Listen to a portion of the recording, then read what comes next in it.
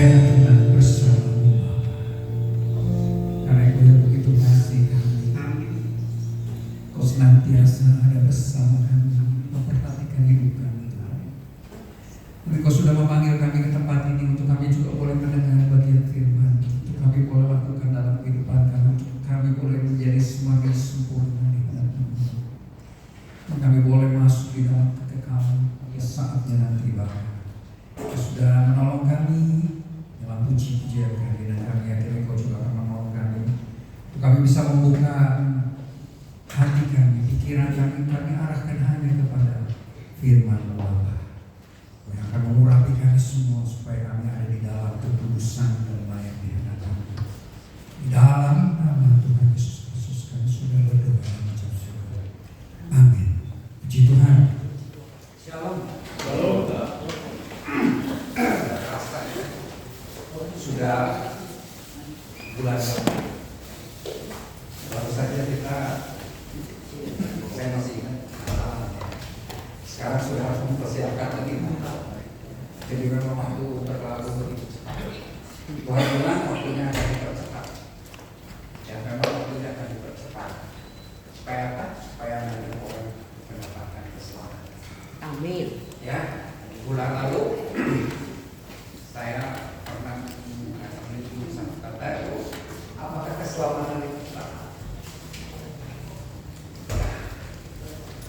Kita samakan dulu persepsi kita mengenai keselamatan. Keselamatan itu diperoleh melalui apa? Melalui apa saudara? Nah, melalui iman yang merupakan kasih karunia dari Tuhan yang diberikan kepada kita.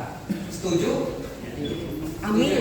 Amin. Kalau kita mengartikan atau melihat apa sih kasih karunia, apa sih anugerah, itu sesuatu yang diberikan kepada kita. Kita sebenarnya, walaupun kita nggak layak gitu, dan itu diberikan. Nah, saya minggu lalu bercerita tentang anugerah dan pertanggungjawaban yang kita membahas tentang anugerah dan pertanggungjawaban. Jadi ada anugerah, ada juga pertanggungjawaban. Sama dengan iman kita. Iman adalah anugerah yang Tuhan berikan kepada kita. Ya, jadi memang manusia dalam kehidupannya selalu mencari-cari keselamatan. Ya, usaha manusia untuk selamat bisa melalui mereka buat agama. Kristen gimana? Tapi banyak orang menganggap ya, dengan agama kita akan bisa masuk surga. Dengan kesalehan, dengan berbuat baik, dengan ilmu, dengan amal, kita akan masuk dalam kerajaan surga. Ya. Dan itu semua adalah usaha manusia. Toh, ya, mereka membuat ya semua yang tadi ada 5 di sini dikatakan. Tapi ini semua tidak bisa menyelamatkan kita. Yes, dikatakan di dalam Efesus, sebab karena anugerah kamu diselamatkan oleh iman, bukan hasil usahamu, tapi pemberian Allah. Itu bukan hasil pekerjaanmu, supaya tidak ada orang yang memegahkan diri. Makanya dikatakan dalam Yesaya bahwa kebaikan kita, kesalehan kita itu seperti kain kotor atau kain haid di sini ya, PB2. Jadi kotor dan upah dosa adalah maut. Ya.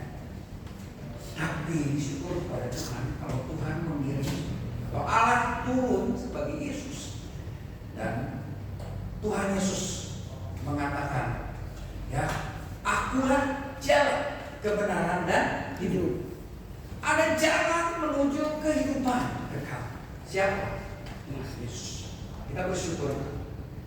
Dan dikatakan oleh Lukas, ya, di dalam Kisah Rasul 4 ayat 12, ya, karena Lukas, tidak ada keselamatan di dalam siapapun juga selain di dalam Dia, di dalam Yesus. Sebab itu, Bapa kalau langit ini tidak ada nama lain yang diberikan kepada manusia yang olehnya kita dapat diselamatkan, ya, oleh kematian Tuhan Yesus. Segala perbuatan baik, kesalehan, segala pendidikan dan amal itu disempurnakan supaya ya, yang kita yang sudah mendapatkan anugerah keselamatan itu akan semakin disempurnakan dengan kebaikan, dengan perbuatan baik. Nanti kita akan melihat kita memang diciptakan untuk melakukan perbuatan baik. Ya, itu juga kata anugerah Tuhan.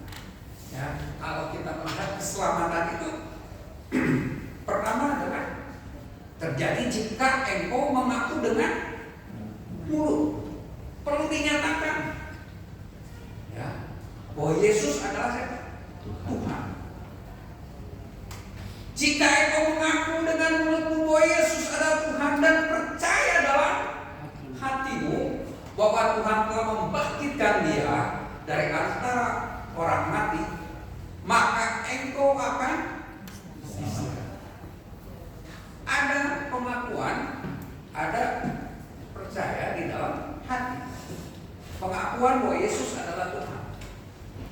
Ya, ngaku dengan mulut bahwa Yesus adalah Tuhan, berarti kita mengakui bahwa Tuhan Yesus itu mempunyai kuasa, punya wibawa, ya, punya hak untuk menguasai kita. Dia berhak atas hidup kita.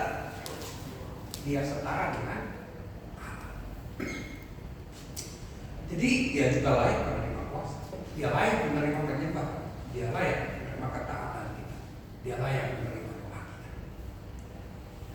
Dan Tuhan katakan, dengan hati orang percaya sehingga dibenarkan, bukan kebenaran diri sendiri karena perbuatan baik dan keluar dari diri kita sendiri, tapi dibenarkan karena percaya dalam hati kita. Dan dengan mulut orang mengaku sehingga diselamatkan. Siapa saja yang berseru kepada nama Tuhan akan diselamatkan. Ya, Paulus menulis di dalam Roma 10. Ya, itu jelas.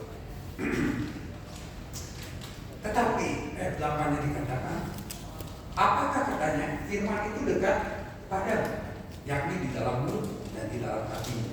Itulah firman iman. Ada iman di dalam mulut kita, ada iman di dalam hati kita. Jadi kita punya itu dan kita bisa lakukan. Bukan sesuatu yang sulit, ada di dalam diri kita. Ya, oleh sebab itu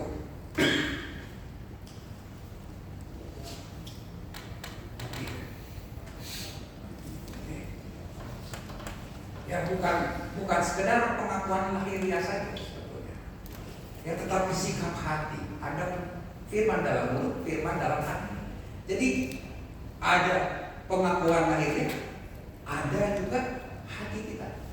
Ya, yang mengakui bahwa Tuhan adalah Yesus adalah Tuhan. Tuhan atas seluruh kehidupan kita, baik dalam rohani, baik di rumah, di gereja, di bidang lain dalam kehidupan kita.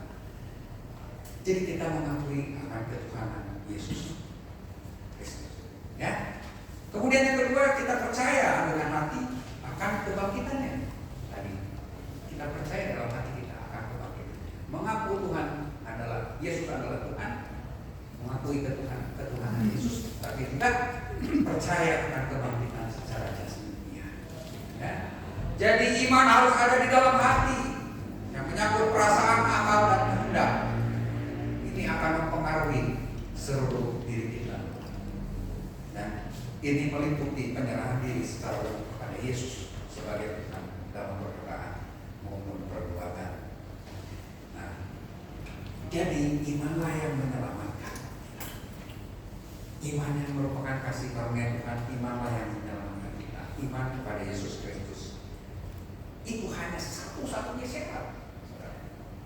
Iman kepada Yesus Kristus atas ketuhanannya dan kebangkitannya itu adalah satu-satu syarat untuk keselamatan. Ya, bukan hanya suatu pengakuan baginya iman itu, tetapi juga satu tindakan yang terbit dari hati. Ya, ini pengertian iman, pengertiannya percaya dengan sungguh-sungguh. Tapi meliputi juga pertobatan. Pertobatan berarti tindakan berbalik, ya, dari yang jahat menjadi yang baik. Kemudian juga tindakan ketaatan. tindakan pengabdian, menyerahkan hidup kita kepada Tuhan, yang menyerahkan seluruh hidup kita kepada Tuhan. Itu yang pengertian dari iman perjanjian baru. Jadi iman kepada Yesus sebagai Tuhan dan Juru Selamat adalah tindakan sesaat, ya, tindakan sesaat mengakui bahwa Yesus adalah Tuhan, tetapi juga merupakan sikap yang berkesinambungan, yang harus bertumbuh dan dikuatkan. Yohanes menulis tentang iman ini sebenarnya pakai kata pisteuo, ya. Itu 98 kali, yang artinya itu satu aktivitas, satu kegiatan, sesuatu yang dikerjakan, ya, sifatnya dinamis, dan itu akan membawa kita lebih dekat kepada Tuhan. Dan iman ini harus menjadi lebih besar, bertumbuh, ya. Jadi iman makin bertambah, makin kasihnya juga akan semakin kuat di dalam Tuhan. Ya, kepercayaan, ketaatan itu akan berkembang menjadi kesertaan, pengabdian. Kemudian juga berkembang menjadi perasaan, ikatan pribadi, satu hubungan yang dekat, kasih kepada Tuhan yang terus bertambah, dan itu ditumbuhkan dengan kasih yang bertambah kepada sesama. Ya, jadi iman itu harus bertumbuh. Dengan apa? Dengan semakin hari makin mengenal melalui firman Tuhan. Makanya dikatakan apa? Ada iman, ada perbuatan. Iman bekerja sama dengan perbuatan. Nah, dan iman itu harus ditambahkan, dikerjakan keselamatan. Ini yang dimaksud dengan dikerjakan. Kerjakanlah. Ya, itu lebih bermakna kepada menyelesaikan, ya, bukan menghasilkan sesuatu yang sebenarnya tidak ada, ya.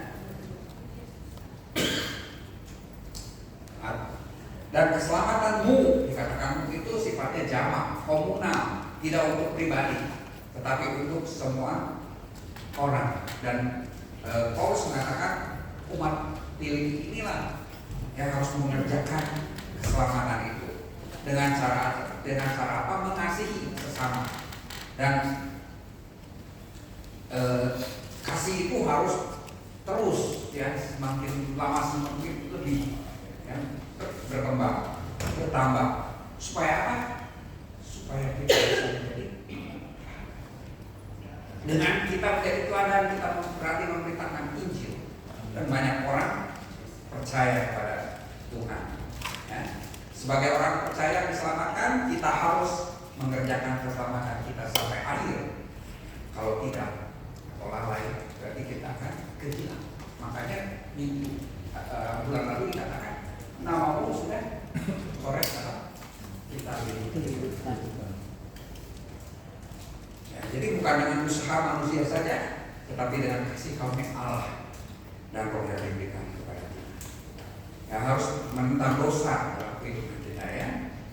Kemudian juga selalu mendekatkan diri kepada Yesus, sebab Allah yang mengerjakan di dalam kamu, baik kemauan maupun pekerjaan menurut kehendak. Ya, Yesus yang akan memberikan kepada kita kekuatan supaya kita bisa mengerjakan keselamatan. Dia akan memberikan kepada kita kemauan dan juga kerelaan untuk melakukannya. Siapakah Bapak? Orang percaya Abraham. Ya, Ibrani mengatakan karena iman Abraham taat ketika dia disuruh untuk meninggalkan tempat di mana dia dilakukan tanpa mengetahui tempat yang ditujunya. Sekarang ada map, ya.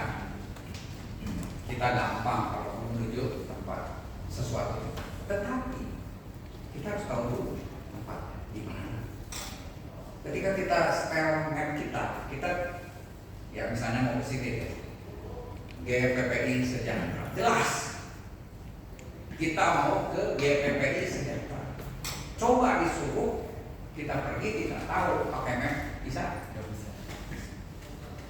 Itulah yang terjadi pada diri Abraham. Abraham disuruh tanpa tahu kemana dia harus menuju. Itulah dikatakan iman, dia pergi walaupun tidak tahu tempat yang dituju. Kemudian dia juga masuk ke tempat yang ditujunya yang Tuhan suruh, tapi sebagai orang asing.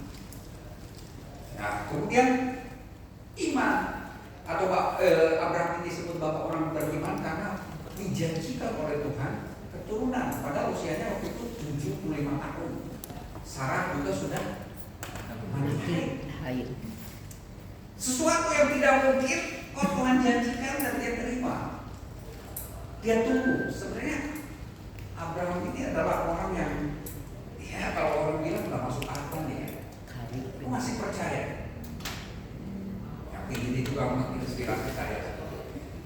Ketika istri saya atau calon istri saya dikatakan tidak bisa melahirkan karena itu telurnya sudah dipotong satu, kemudian yang satu lagi minum telurnya juga karena ada lagi kiste untuk lagi itu terus. Ya, tapi itu sebelum terjadi ya. Oh ya, itu sudah terjadi. Tapi saya tetap nikah, tetap mengambil dia menjadi istri saya. Karena saya berpikir ada dua tokoh di Alkitab. Pertama adalah Maria. Ya. Kedua Abraham. Tidak ada yang mustahil di hadapan Tuhan kalau Tuhan mau. Amin. Walaupun dia sudah mati hai, udah nggak mungkin. Kok bisa? Masih mengharapkan.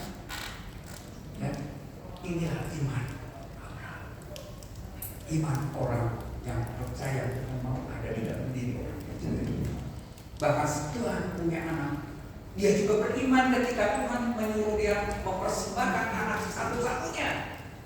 Bisa. Karenanya ini akan menjadi atau akan menurunkan ya keturunan yang banyak. Tapi kok disuruh dibunuh? Tapi dia yakin bahwa Tuhan berkuasa membangkitkan orang-orang sekalipun dari antara orang mati dan di sana seolah-olah sudah menerimanya kembali. Inilah iman. Bukti dari apa yang tidak kita. Ya, itulah kenapa Abraham disebut sebagai bapak orang beriman. Mari kita lihat kehidupan. Judul firman Tuhan, zona nyaman, zona iman, dan ini berlawanan. Ya, zona nyaman berlawanan dengan zona iman. Abang bilang bagus sekali ya. Bermuda. Tadi komisi ujian juga pakaiannya bermuda. Hari ini bermuda. Di hadapan Tuhan semua masih semangat muda. Ya. Dikatakan di dalam Kejadian 12 ayat 1, inilah panggilan Abraham. Berfirmanlah Tuhan kepada Abraham, pergilah, waktu itu masih namanya Abraham, pergilah dari negerimu dan dari sanak saudaramu dan dari rumah bapamu ke negeri yang akan kutunjukkan kepadamu. Ke negeri yang akan kutunjukkan kepadamu. Ini satu perintah yang tadi dikatakan di Ibrani itu Abraham nggak tahu tujuannya ke mana, tapi dia lakukan karena iman. Pergi dari negerimu. Dia dilahirkan di Ur-Kasdi. Kita lihat Abraham juga adalah orang yang kaya, orang yang cukup kaya. Kemudian dia harus pergi meninggalkan saudara-saudara dia. Dia harus meninggalkan rumah bapak. Abraham sebetulnya ada di dalam zona nyaman. Ya, dia kaya, pengen apa-apa gampang, tidak berkekurangan, tapi dia harus pergi meninggalkan Kemudian dia juga meninggalkan satu hubungan yang sudah cukup baik dengan saudara. Meninggalkan rumah bapaknya. Seenak apapun di negeri orang, tetap akan kembali ke rumah. Ya. Banyak orang pergi, wah sana tuh di Jepang lah, tapi suruh lama di sana bisa nggak? Tetap akan balik. Karena zona nyamannya ada di situ. Zona nyamannya ada di situ. Tetapi lihat, dia masuk ke dalam zona iman. Lalu pergilah Abram seperti yang difirmankan Tuhan kepadanya. Dan Lot pun ikut bersama dia. Ya, Abram berumur 75 tahun. Kalau sekarang 75 tahun, jalan udah susah. Enggak juga. Disuruh pergi nggak tahu kemana. Enggak juga. Tergantung Enggak juga tergantung manusianya. orang. Tapi jarang. Prosesnya. Jangan masih segar. Ya, dia harus pergi loh. 75 tahun bukan satu pekerjaan yang mudah untuk pergi jauh-jauh. Tapi tanpa bertanya-tanya, dia lakukan itu. Dia mau tinggalkan zona nyaman, masuk ke dalam zona iman. Nanti kita lihat. Apa itu zona nyaman? Zona nyaman adalah sebuah keadaan di mana seseorang merasa terbiasa di situ, nyaman, mampu mengontrol lingkungannya. Kalau dikatakan kita sudah ada dalam zona nyaman itu sambil gerem gitu. Gerem lah gitu ya. Kalau kita nyetir udah jago kan begitu ya. Bisa sambil apa gitu. Saya bisa sambil makan. Kalau lagi buru-buru ya kan harusnya lebih konsen, tapi malah makan di mobil sambil nyetir. Karena kita sudah ada di dalam zona nyaman, dikuasai, mobil kita sudah terkuasai. Ya, kita nggak takut. Ya, jadi jarang merasa gelisah, jarang mengalami tekanan yang memberikan stres, nggak ada stres di dalam zona nyaman. Merasa aman dan tenang. Ada ketika ada di dalam zona. Jadi semuanya sudah berjalan, ya dengan sendirinya sudah terencana, sudah terkomisi dengan baik. Ya. Nah, sebetulnya saya terinspirasi oleh judul firman Tuhan ini. Ketika seorang hamba Tuhan mengatakan harus masuk, ya, tinggalkan zona aman, bukan nyaman. Zona aman, masuk zona iman. Hanya ganti saja dengan. Tapi kan kalau dibaca gitu ya, apa sih zona aman? Susah. Ya, kalian yang benar. Saya bilang ya, zona nyaman gitu. Sama aja sebetulnya aman di dalam zona nyaman. Enak. Seorang Zona enak. ya yang bernama Neumann mengatakan zona nyaman membuat karir seseorang hanya menetap di batas nyaman. Inilah kelemahan dari zona nyaman. Yang membuat karir seseorang itu hanya menetap di batas aman, diam, stagnan, dan tidak menimbulkan resiko maupun ketakutan yang berarti. Zona nyaman adalah zona yang berbahaya. Bagi kehidupan kita, zona nyaman itu adalah zona yang berbahaya.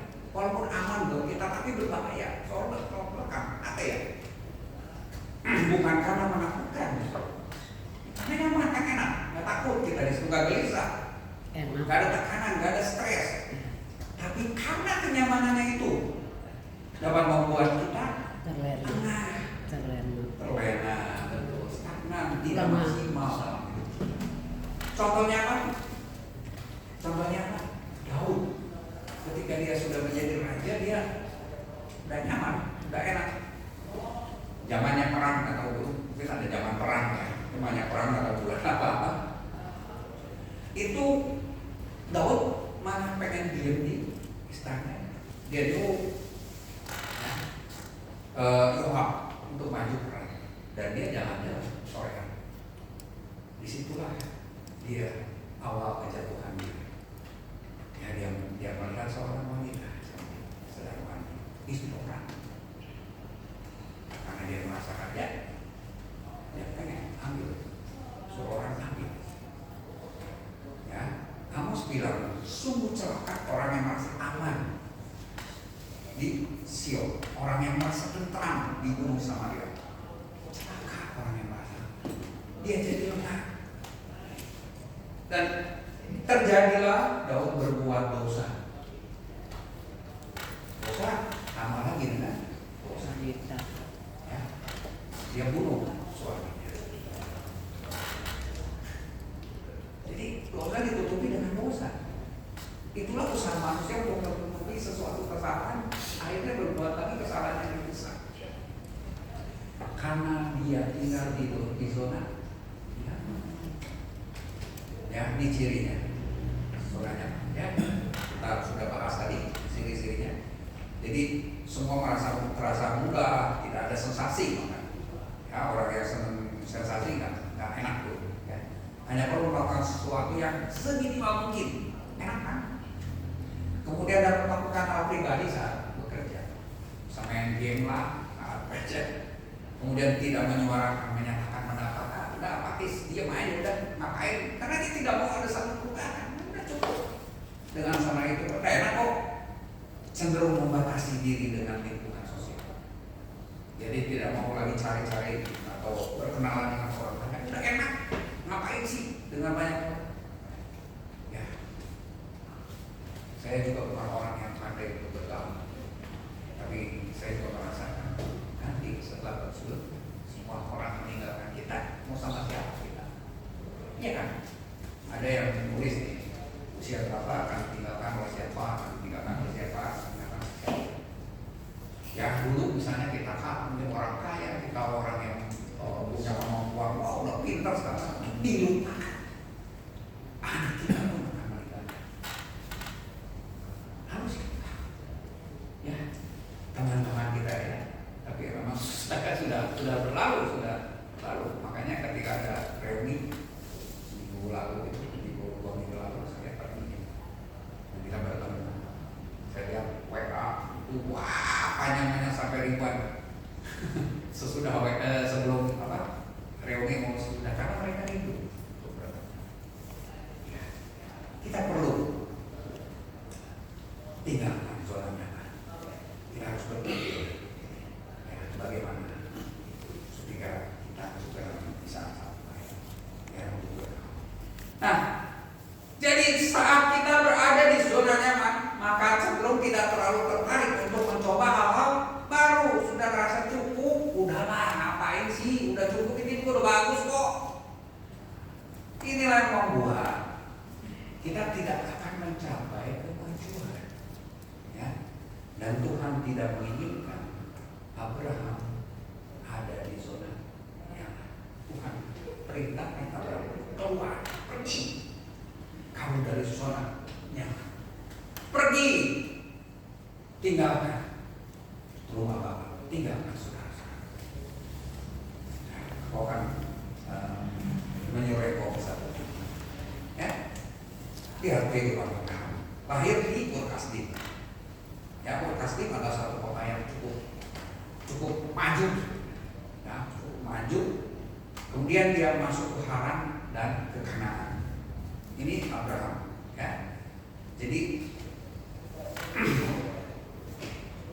dia harus meninggalkan tempat kelahirannya. Dan dia dibawa ke Merah masuk ke Kanaan.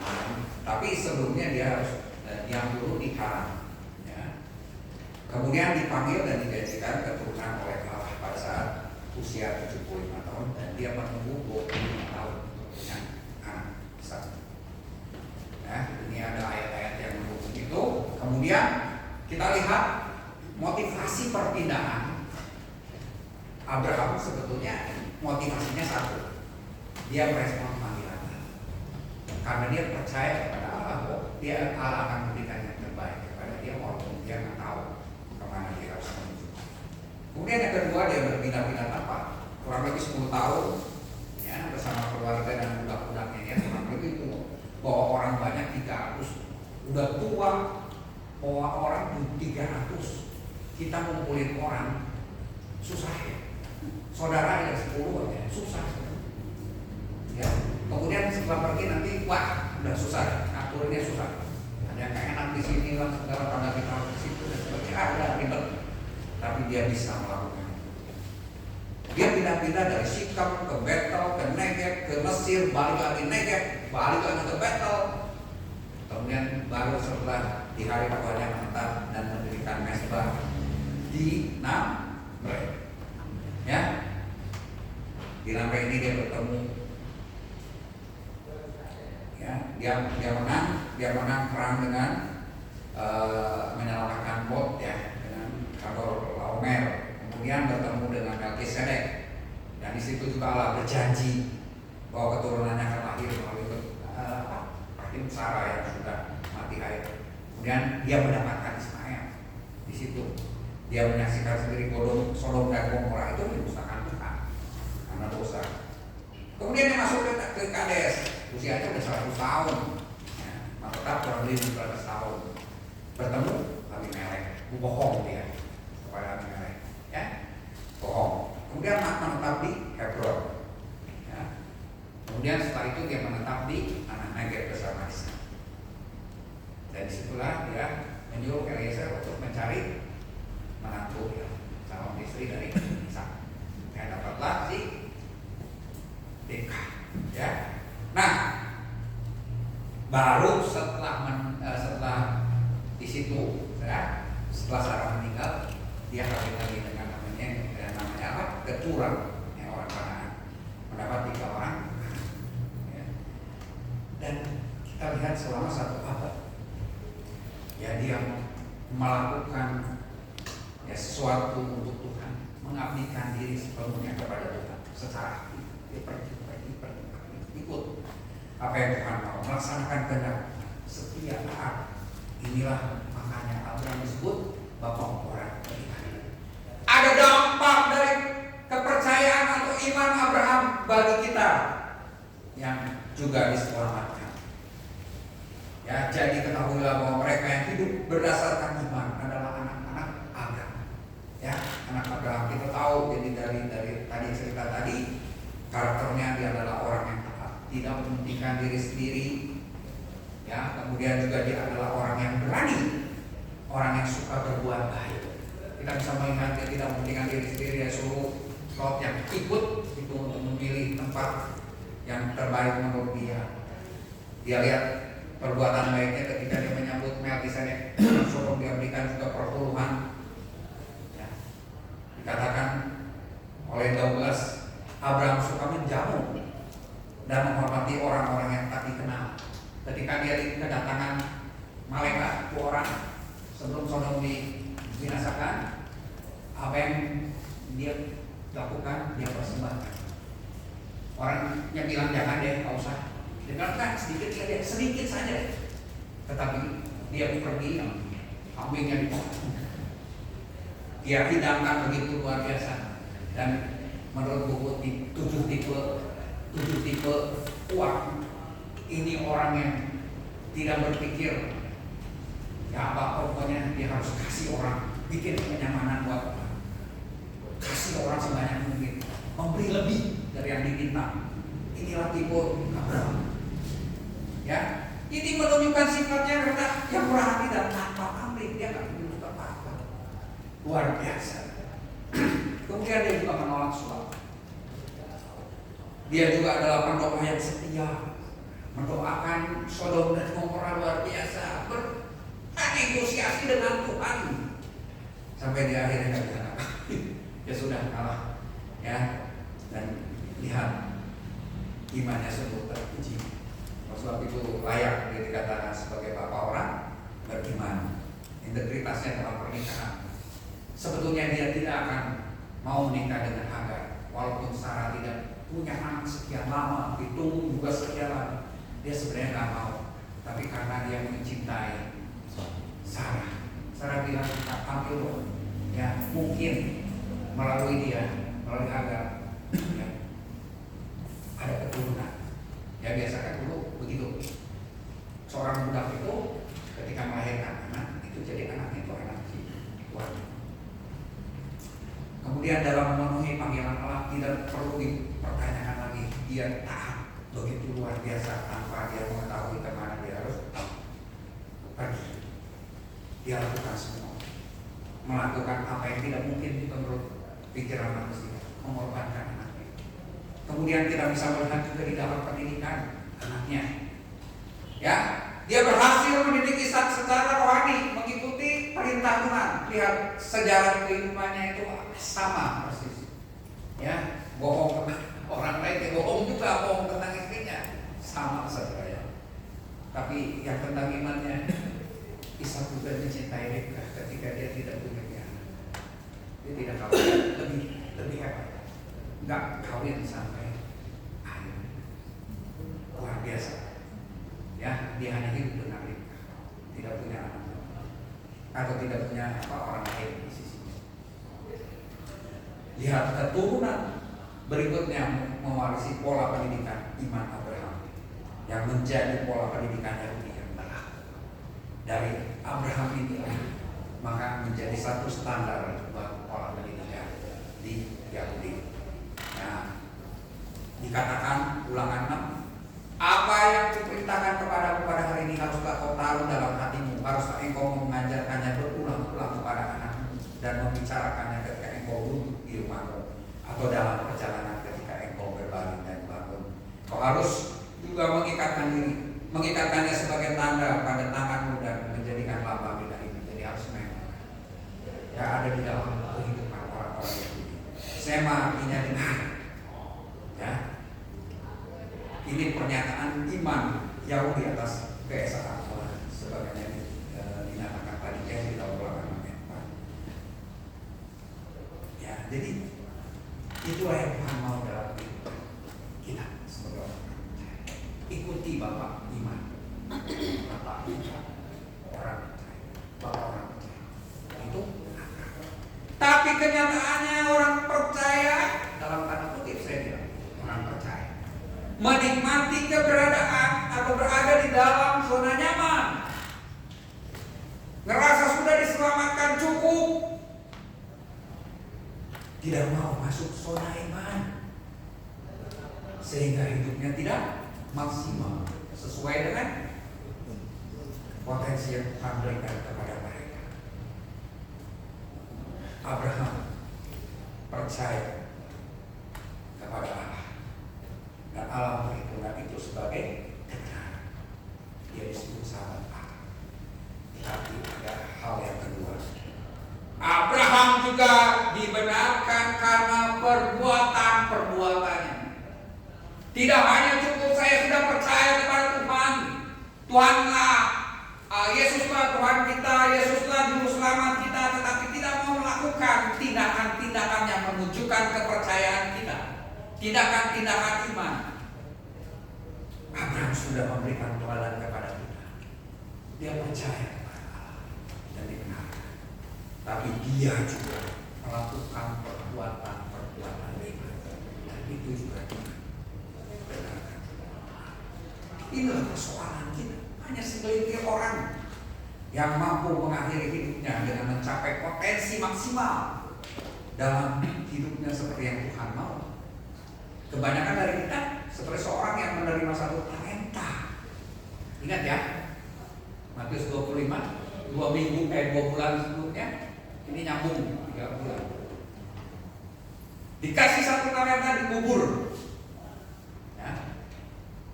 Ada anugerah, tapi Tuhan memang tidak bisa memaksa, hanya beri dalam hidup kita. Ya, lihat, masih ingat kan? Namun hamba yang menerima satu talenta itu pergi dan menggali lubang di dalam tanah, lalu menyembunyikan uang. Ya, ketika tuannya datang, dia bilang Tuhan itu adalah orang yang kejam. Ya. Kemudian saya takut, maka saya sembunyikan. Ya. Nah, James Camerson yang mengatakan ada banyak orang berbakat yang belum mewujudkan impiannya karena terlalu memikirkannya atau terlalu berhati-hati dan tidak mau melakukan lompatan keyakinan atau iman. Matius 25 jelas mengatakan Tuhan memberikan kepada tiap-tiap orang menurut kemampuan. Diberikan kemampuan juga untuk bisa hidup maksimal, tapi banyak orang tidak menggunakan, mengubur apa yang Tuhan sudah berikan, potensi yang Tuhan berikan. Kenapa? Tuhan memang menciptakan kita dengan maksud yang luar biasa, bisa menguasai bumi. Itu sejak awal penciptaan manusia, dengan kemampuan merencanakan dan melaksanakannya secara luar biasa. Apapun yang direncanakan, tidak ada yang tidak mungkin bagi mereka. Ya, Kejadian 11 kan katakan janji Tuhan kepada orang percaya itu luar biasa, saudara. Dikatakan apa? Dia akan menjadi kepala, bukan menjadi ekor. Dia akan tetap naik dan bukan turun. Ya. Kemudian kau adalah garam dunia, memberikan pengaruh pada dunia. Kau adalah terang dunia, memberikan kebaikan buat dunia. Inilah yang Tuhan mau.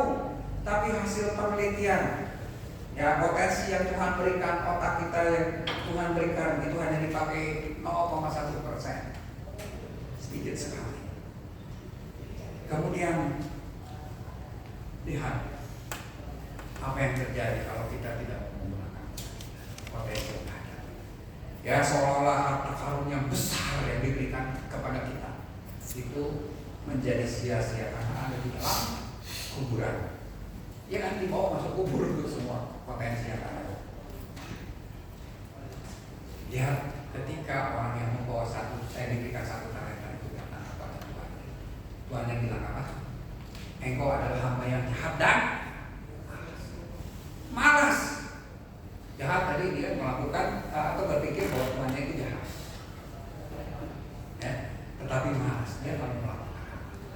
Hati-hati dengan kemalasan. Kenapa malas? Karena sudah ada di dalam zona nyaman. Malas untuk berubah, malas untuk melakukan sesuatu, malas berpikir, pokoknya tidak enak. Itulah kemalasan. Tidak mau mengolah apa yang Tuhan sudah berikan dalam kehidupan. Hati-hati. Tuhan bilang, lihat, orang malas itu tidak berkalkul. Lihat tuh, ya, kebun anggurnya tuh, ya, temboknya roboh, kebun anggurnya dipenuhi oleh onang, tanahnya juga tertutup, dan ini adalah kutub dari saat manusia sudah saat masuk dosa. Tanahnya tertutup, ada semak duri, rumput duri akan ditumbuhkan bajumu. Jadi orang malas akan dikutuk Tuhan. Ya, makanya hidupnya tidak bisa menikmati, tidak nyaman sebetulnya. Ya, walaupun kelihatannya nyaman secara jasmani. Karakteristiknya lihat suka menunda-nunda. Banyak alasan.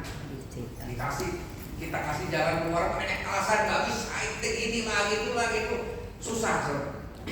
Karena selalu diberi udah enak kok. Ya. Tidak mempersiapkan masa depan lu, masa bodoh dia. Jadilah orang bodoh. Makanya Tuhan bilang itu pergi kepada semua. Ya, belajar bagaimana dia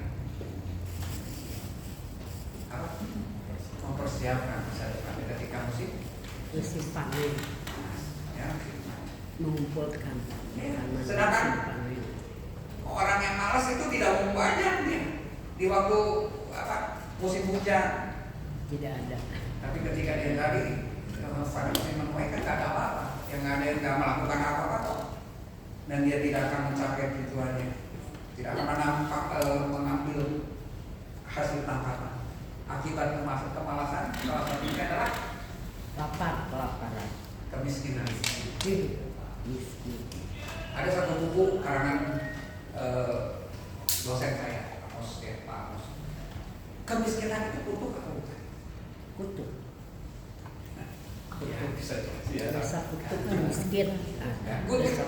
Kemudian ada kelaparan tuh. Akibat malas itu. Nah, itu dosa. Kenapa dia tahu harus melakukan sesuatu tapi dia tidak mau melakukannya? Itu dosa. Orang malas itu dikatakan dosa. Ya, jadi kita hati-hati.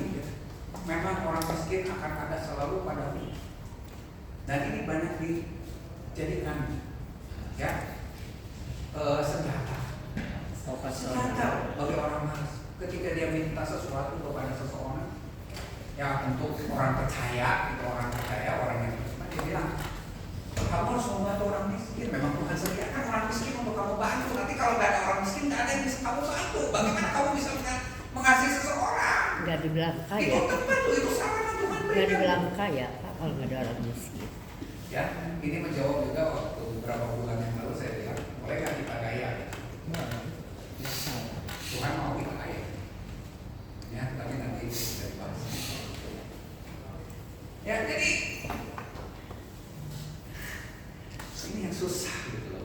Orang malas tuh banyak alasannya begitu. BCA banyak sekali alasan. Ya, saya disediakan supaya kamu menjadi seorang pemberi, seorang yang menunjukkan kasih Tuhan. Murah hati.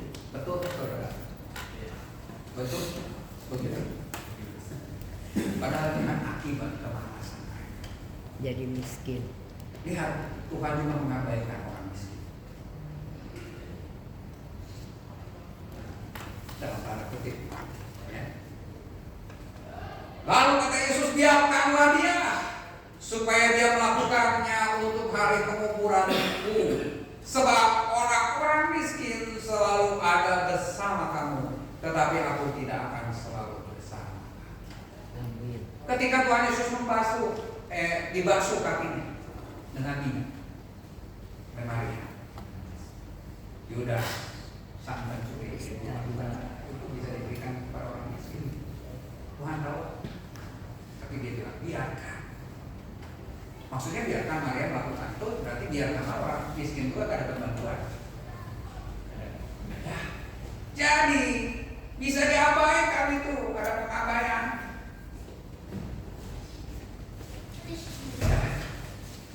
Dan kapan sih ulangan yang sering dipakai orang-orang miskin selalu ada padamu itu harus diperlakukannya sebagai orang asing saja. Jadi nggak seorang.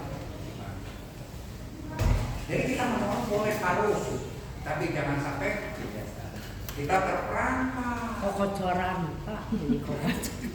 Jangan sampai terperangkap dan bahkan kita berdosa. Saya sudah marah diskusi dengan kakak saya, jadi kakak saya memaksa saya untuk bantu. Dimanfaatkan Pak, dimanfaatkan. Dikatakan oleh Amsal juga, ya, kalau kau jadi penjamin hutang, penjamin sesama kamu pergi ke dia, kamu nangis, nggak bisa ngomong, kita negosiasi lagi supaya dibebaskan. Ya, jangan kamu masuk dalam genggaman tuh, ya diperbudak, dipakai. Ya. Kemudian Yeremia 17 bilang jangan sampai juga orang itu menjadi terkutuk karena mengandalkan diri kita. Kita maksudnya baik. Kita maksudnya baik menolong orang, tetapi membuat orang terkutuk karena dia mengandalkan kita. Ya. Oke. Jadi kita harus keluar dari zona nyaman. Ya. Masuk ke dalam zona iman. Keluarlah dari zona nyaman. Masuk ke dalam zona iman. Ya, jadi kita lihat Abraham begitu luar biasa. Dia sudah menikah langsung. Bisa. Jadi perintah Tuhan masuk ke dalam. Di dalam zona iman ini terjadi banyak mujizat. Mujizat terjadi. Tidak ada mujizat terjadi dalam zona aman, zona nyaman. Mujizat terjadi hanya di zona iman. Amin. Abraham mengalami. Dia juga semakin kaya setelah dia masuk mengikuti apa yang Tuhan mau. Dia tidak mungkin membebaskan, ya, siapa? Lot. Dia tidak mungkin ya, mendapatkan banyak harta karena dia di zona. Tapi ketika dia masuk dalam zona itu, maka dia sama dengan Musa. Tidak ada laut merah terbelah ketika Musa tetap di sana. Ya, jadi luar biasa. Kita harus mau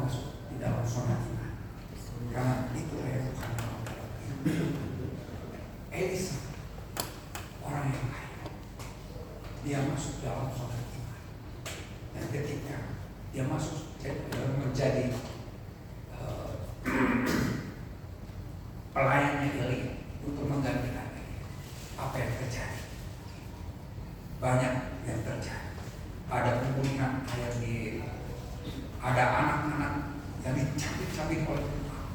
Ada pelipatan minyak seorang janda, ada kelahiran anak bagi keluarga Sunem, dan juga ada kebangkitan anak dari perempuan Sunem, keluarga Sunem. Kemudian penghilangan racun dari makanan labu liar, penggandaan 20 roti jelai, penyembuhan anak. Itu semua, kemudian juga mata kapak terapung ya, itu semua terjadi di zona iman. Ketika dia tinggalkan kekayaannya, dia potong sapinya, dia bakar bajaknya, dan dia pergi untuk menjadi pelayan Eli. Dan akhirnya secara ya ketika Elia diangkat, dia menjadi pengganti Elia, dan banyak mujizat dalam hidup. Mau mendapatkan mujizat, bahkan melakukan mujizat. Amin Pak. Tuhan Yesus katakan, kamu akan lebih, kamu bisa melakukan lebih dari apa yang Amin. kita bisa melakukan. Itu bisa terjadi dalam kehidupan kita, segala sesuatu itu kalau kita ada di dalam zona Iman. emang gak ya? Iman. Emang gak ya? Akan banyak tantangan, Banyak. banyak musuhnya, banyak yang membenci kita. Ada mujizat, ada pertumbuhan iman yang luar biasa Amin. yang akan terjadi. Dan Tuhan katakan di dalam Efesus 4, sebab itu ku katakan dan ku tegaskan ini kepadamu di dalam Tuhan, jangan hidup lagi sama seperti orang-orang yang tidak berlama dengan pikiran sia-sia dan pengertian yang gelap, jauh dari hidup yang berasal dari Allah, karena kebodohan yang ada di dalam mereka dan karena kekerasan hati. Tuhan mau kita jangan seperti orang-orang yang hanya tinggal di zona aman. Amin. Mari Amin. kita mau ikuti teladan Amin. orang percaya. Amin. Jangan sampai kita menjadi orang percaya dalam aman. Aku sudah selamat, aku sudah berdiri, aku sudah nyaman. Bila Tuhan apa yang Tuhan mau dalam kehidupan kita, supaya kita melihat mujizat, bukan hanya melihat, bukan hanya mengalami mujizat, kita bisa melakukan mujizat. Dan bukan hanya sebagai orang percaya yang biasa-biasa saja. Nah, mari kita sama-sama berdiri. Kita nyanyikan percaya dan mujizat.